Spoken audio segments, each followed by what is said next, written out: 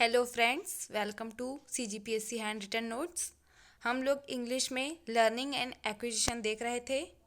इसमें हम लोगों ने लर्निंग क्या होता है ये देख लिया था, फिर उसके डेफिनेशंस देख लिए थे किसने किसने दिए हैं, फिर लर्निंग के कैरेक्टरिस्टिक्स देखे थे, फिर इफ़ेक्टिव मेथड ऑफ लर्निंग देखे थे, stages of learning, language acquisition देख लिए थे। ये सब हमने इंग्लिश के फर्स्ट क्लास में देखा था। अगर आपने अभी तक ये क्लास नहीं देखी है तो पहले आप देख लीजिए। उसके बाद हम लोगों ने क्या देखा था, रोल ऑफ इंग्लिश स्पीकिंग, ये हमने सेकंड क्लास में देखा था।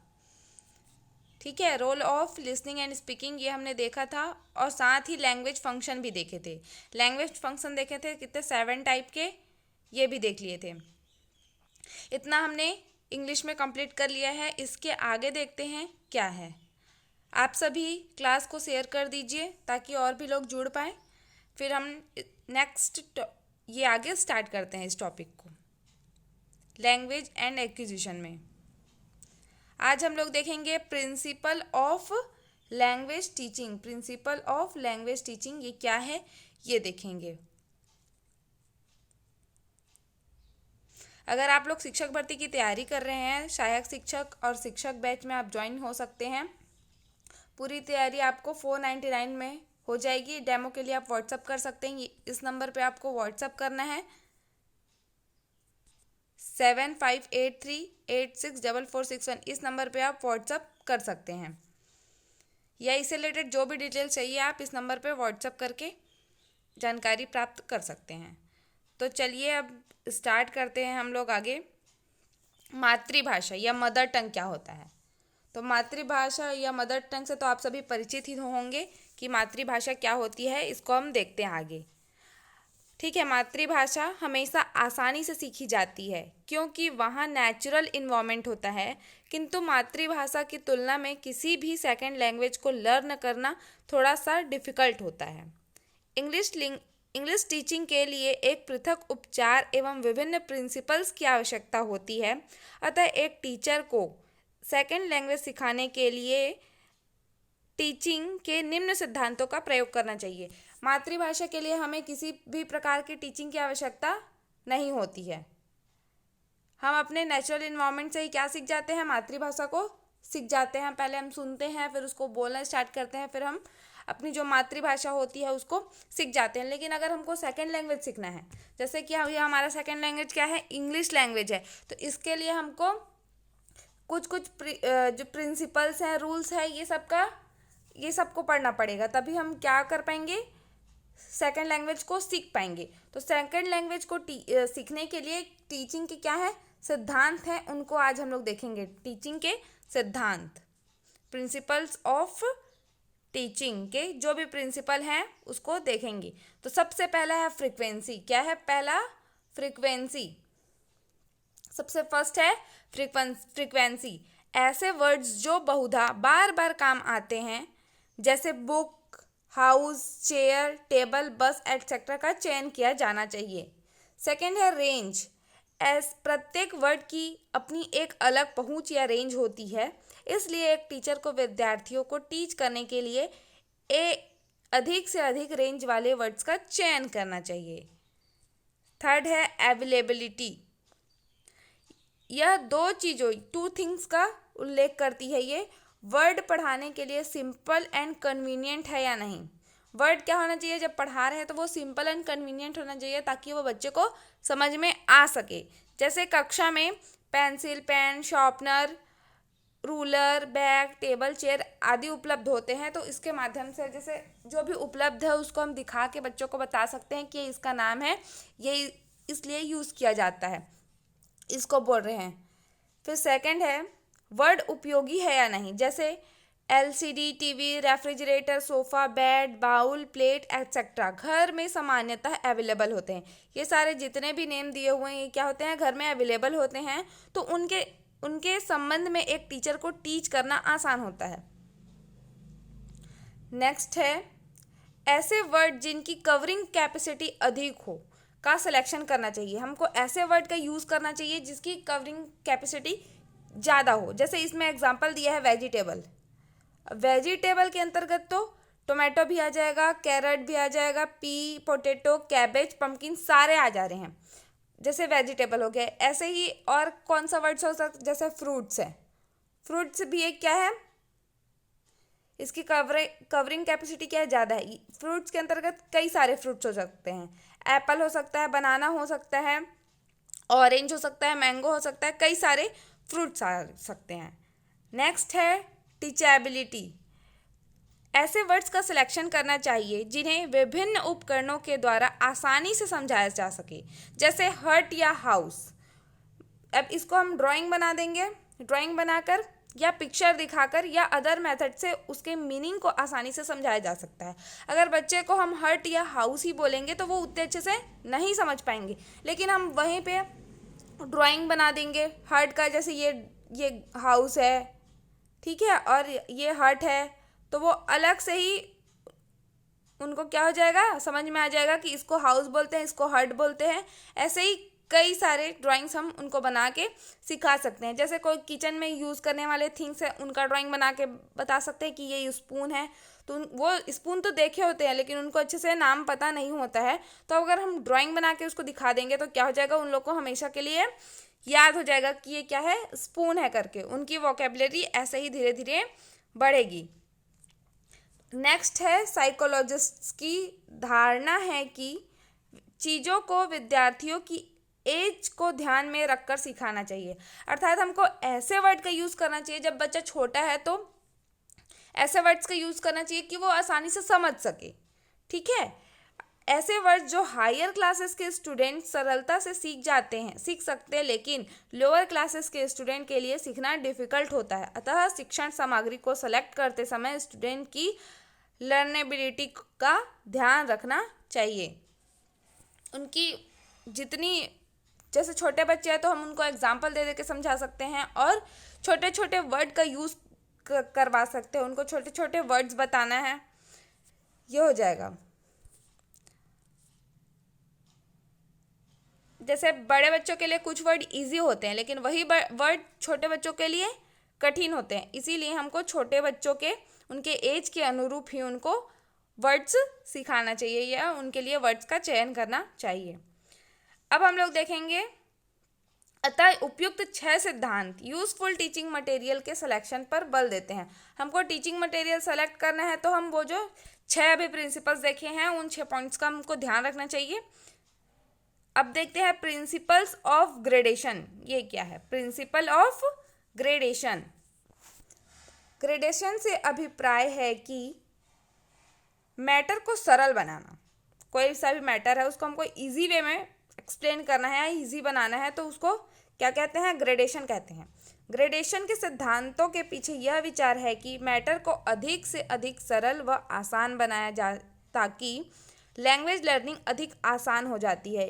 यह इस आधार पर किया जा सकता है। ग्रेडेशन का मतलब है कि हमको किसी भी पॉइंट को एक्सप्लेन करना हो तो उसका सबसे इजी वे में हम उसको एक्सप्लेन कर रहे हैं।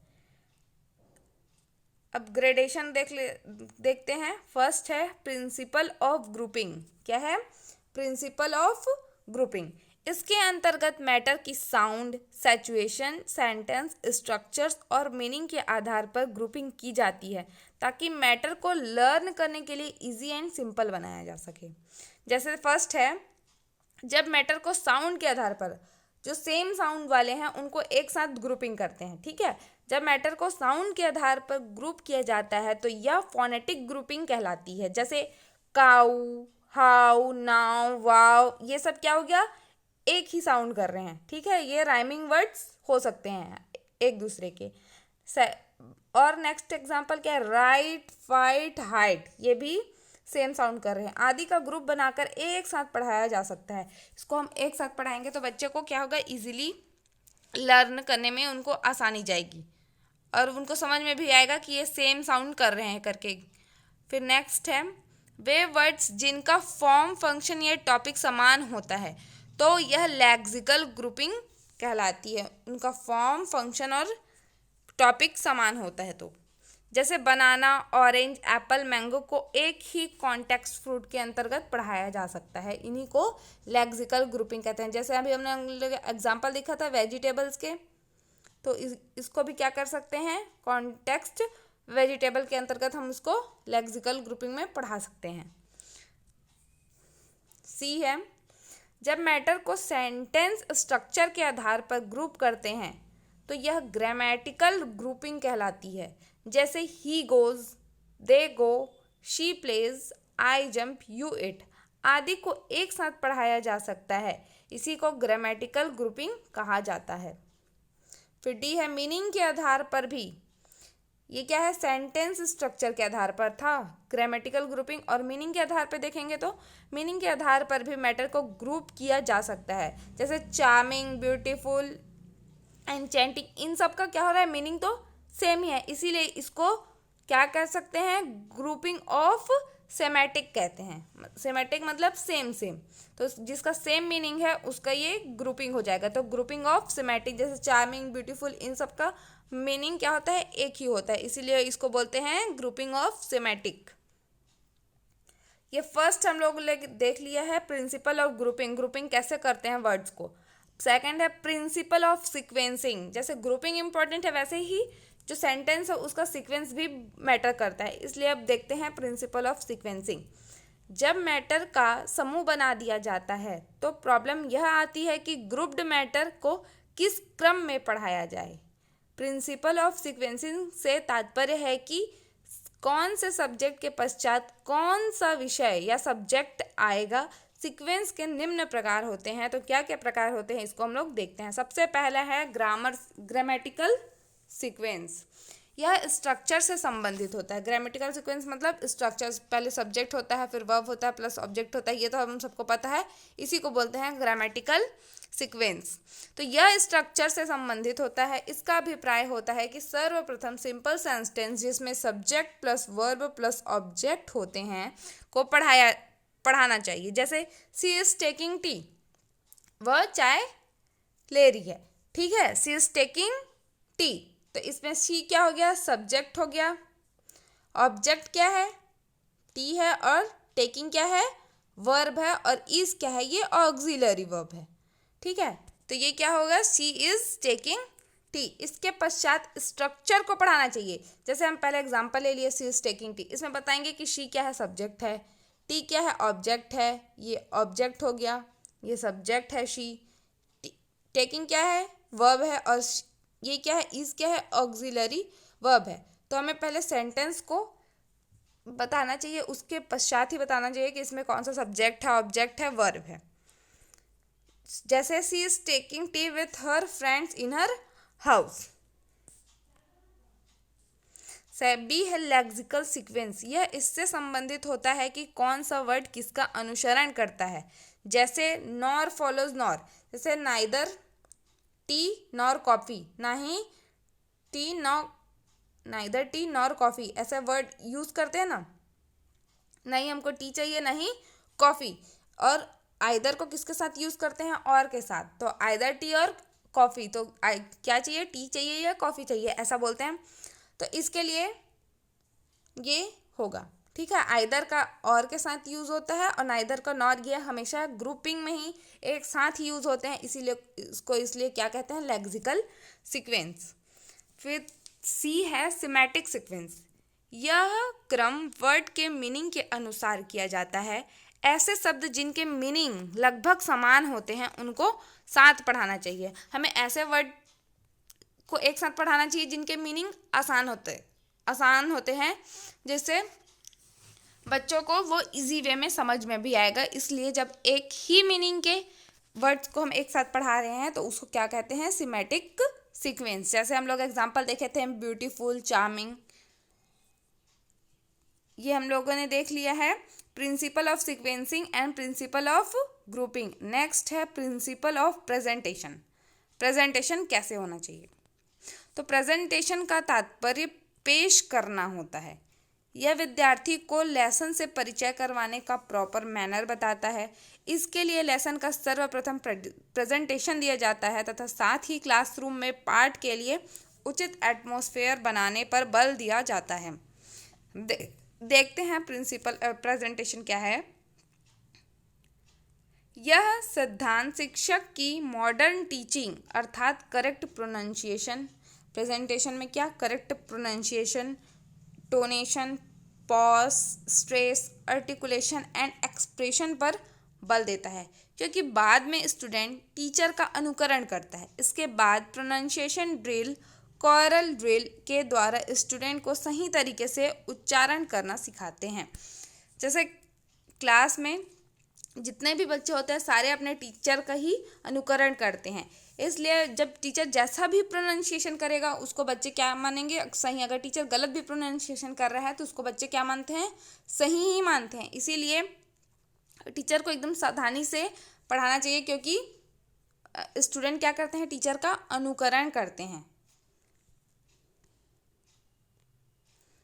फिर है principle of testing. Principle of testing, यह प्रिंसिपल लर्नर एवं टीचर दोनों के लिए लाभदायक होता है। ठीक है, principle of testing learner and teacher दोनों के लिए लाभदायक है। टेस्ट है या एग्जाम के माध्यम से स्टूडेंट की नॉलेज का पता चलता है तथा साथ ही टीचर की अध्यापन सत्यता का भी। यदि जरूरत हो तो वे ऑफ टीचिंग को बदला जा सकता है। ठीक है, तो टेस्टिंग से बच्चे कितने परफॉर्म कर रहे हैं या टीचर उनको कैसा पढ़ाया है इसके बारे में क्या होती है, सत्यता का पता चलता है कि बच्चों को कितना आता है, उनका टेस्टिंग होता है। तो ये प्रिंसिपल टेस्टिंग दोनों के लिए, बच्चों के लिए भी लाभदायक है और टीचर के लिए भी। एग्जामिनेशन क्या है, ये वे ऑफ मोटिवेशन है पढ़ाई करने के लिए। एग्जामिनेशन होता है तभी बच्चे ज़्यादा पढ़ते हैं, उनको मोटिवेशन मिलता है एग्जाम से। फिर नेक्स्ट है प्रिंसिपल ऑफ कॉम्प्रिहेंसिबल इनपुट। यह सिद्धांत स्टूडेंट्स को सब्जेक्ट की परफेक्ट जानकारी प्रोवाइड कराती है। फिर है प्रिंसिपल ऑफ पर्पस। तो सभी कार्य को करने के लिए एक पर्पस होता है। व्यक्ति सेकंड या थर्ड लैंग्वेज को भिन्न भिन्न कारणों के लिए सीख सकते हैं, जैसे एकेडमिक कारण हो सकता है, साइंटिफिक कारण हो सकता है, कमर्शियल पर्पस हो सकता है आदि। यदि आरंभ में ही पर्पस फिक्स हो तो पाठ्यक्रम का उस पर्पस के अनुसार सृजन किया जा सकता है। अलग अलग पर्पस के लिए हम अलग अलग लैंग्वेज को क्या करते हैं, यहाँ पे सीखते हैं, बस यही बताया गया है इसमें। नेक्स्ट है principle of motivation. Principle of motivation इसको किसने दिया था, स्किनर ने। स्किनर ने अभिप्रेरणा का सिद्धांत अर्थात प्रिंसिपल ऑफ मोटिवेशन दिया है। सेकेंड लैंग्वेज को लर्न कराने के लिए स्टूडेंट को मोटिवेट करना अति आवश्यक है। जब बच्चे मोटिवेट होंगे तभी वो लर्न कर पाएंगे, नहीं तो वो नहीं कर पाएंगे। तो अभिप्रेरणा या मोटिवेशन करने के लिए निम्न तकनीकी का प्रयोग किया जा सकता है। तो हमें बच्चों को मोटिवेट करना है तो हम क्या क्या टेक्निक यूज़ कर सकते हैं उसके बारे में हम पढ़ते हैं। पहला है अराउजिंग टेक्निक। इस विधि के द्वारा विद्यार्थियों को जागरूक किया जाता है। हम बच्चों को जागरूक करेंगे कि हम ये लर्निंग क्यों कर रहे हैं, इसके क्या बेनिफिट्स हैं, ये बता के हम उनको जागरूक करेंगे। सेकंड है एक्सपेंटेंसी टेक्निक्स। शिक्षक स्टूडेंट्स के समक्ष क्लियर उद्देश्य रखकर उन्हें अभिप्रेरित कर सकते हैं। हम उनको क्लियर उद्देश्य बता सकते हैं कि आप ये करोगे तो ये आपके बेनिफिट हो, मतलब इससे आपका बेनिफिट होगा करके जब हम उनको क्लियर विज़न देंगे तो वो उसको समझेंगे और वो मोटिवेट होंगे उस चीज़ को कंप्लीट करने के लिए। फिर थर्ड है इंसेंटिव टेक्निक्स। इस तकनीकी के द्वारा स्टूडेंट्स को prize, grades, punishment and competitions आदि के द्वारा प्रोत्साहित किया जाता है। जैसे कोई बच्चा अच्छा कर रहा है तो हमको उसकी क्या करनी चाहिए, तारीफ़ करनी चाहिए, उसको कभी प्राइज़ देना चाहिए।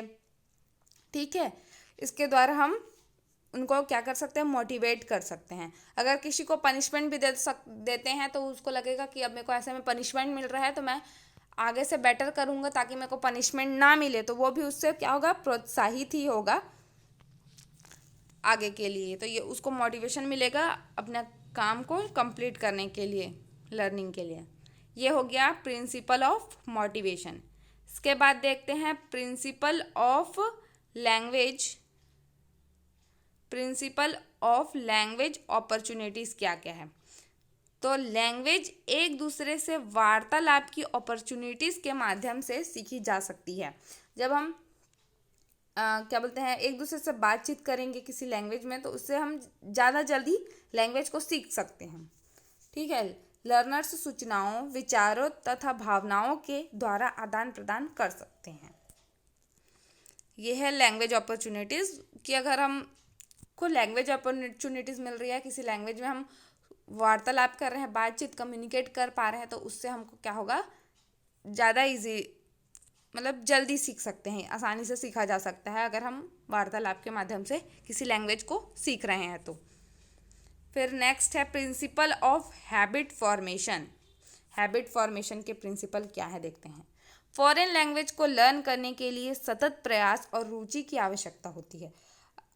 ठीक है, सतत प्रयास मतलब डेली एफर्ट्स डालना है हमको, कांस्टेंट एफर्ट्स, और रुचि की आवश्यकता होगी। जब रुचि होगा और हम एफर्ट्स कर रहे हैं तभी फॉरेन लैंग्वेज को क्या किया जा सकता है, लर्न किया जा सकता है, जिसके दौरान स्टूडेंट्स को नई हैबिट्स प्राप्त करते हैं। क्या क्या नई हैबिट्स प्राप्त करते हैं देखते हैं हम। ध्वनि के बीच सुनने और अंतर की आदत, सुनने और अंतर करने की आदत, उचित इंटोनेशन और एक्सेंट के साथ बोलने की आदत। हम लोग इंटोनेशन और एक्सेंट देख लिए थे। इंटोनेशन में वही कहाँ पे हमको हाई पिच में बोलना है, कहाँ पे हमको लो पिच में बोलना है, इसको कहते हैं इंटोनेशन।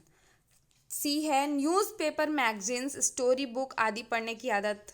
पढ़ेंगे तभी फॉरेन लैंग्वेज सीख पाएंगे, या अदर जो भी लैंग्वेज है उसको सीखना चाहते हैं अगर तो सीख सकते हैं। जैसे हमको इंग्लिश सीखना है तो हम इंग्लिश पेपर्स पढ़ेंगे या मैगजीन्स पढ़ेंगे, तो वो हमको सीखने में, लैंग्वेज लर्न करने में क्या होगा, बेनिफिट होगा। फिर डी है साइलेंट रीडिंग। साइलेंट रीडिंग की आदत एवं लाइब्रेरी जाने की आदत, ये सारे हैबिट्स होंगे बच्चे में। फिर एग्जैक्ट आर्टिकुलेशन के साथ जोर से पढ़ने की आदत, डिक्शनरी को कंसल्ट करने की आदत, इमिटेशन की आदत, स्पेलिंग की आदत, ठीक है, और वर्ड्स को उनके प्रॉपर कॉन्टेक्स्ट में उपयोग करने की आदत। मतलब हम किसी वर्ड्स को सीख तो गए हैं, लेकिन हम उसका प्रॉपर कॉन्टेक्स्ट में क्या करेंगे, यूज़ करेंगे उस वर्ड का, तो ये होगा। ये हम लोग देख लिए प्रिंसिपल ऑफ हैबिट फॉर्मेशन। इसके बाद हम लोग कल से देखेंगे प्रिंसिपल ऑफ नेचुरलनेस, ठीक है। उसके बाद है प्रिंसिपल ऑफ इंटरेस्ट। तो कल भी आप लोग इसी समय पे आइएगा, इसके आगे का क्लास करेंगे, और साथ ही आप लोग सभी इससे रिलेटेड क्या करेंगे, ऑब्जेक्टिव को सॉल्व करेंगे। फिर इसको प्रिंसिपल ऑफ लैंग्वेज टीचिंग को हम लोग कल कंप्लीट करेंगे, आगे का देखेंगे। अगर आप लोग को ये जुड़ना है सहायक शिक्षक और शिक्षक के बैच में, ताकि आप डेली अपना टेस्ट दे सकें और आपको अपना रैंक रिजल्ट पता चल सके, तो इसके लिए आप लोग इस नंबर पे कॉल या व्हाट्सअप करके जानकारी प्राप्त कर सकते हैं। 75 83 86 44 61, इस नंबर पे आप लोग कांटेक्ट या मैसेज करके जानकारी प्राप्त कर सकते हैं। अगर क्लास आपको पसंद आई होगी तो लाइक करना, शेयर करना। Thank you.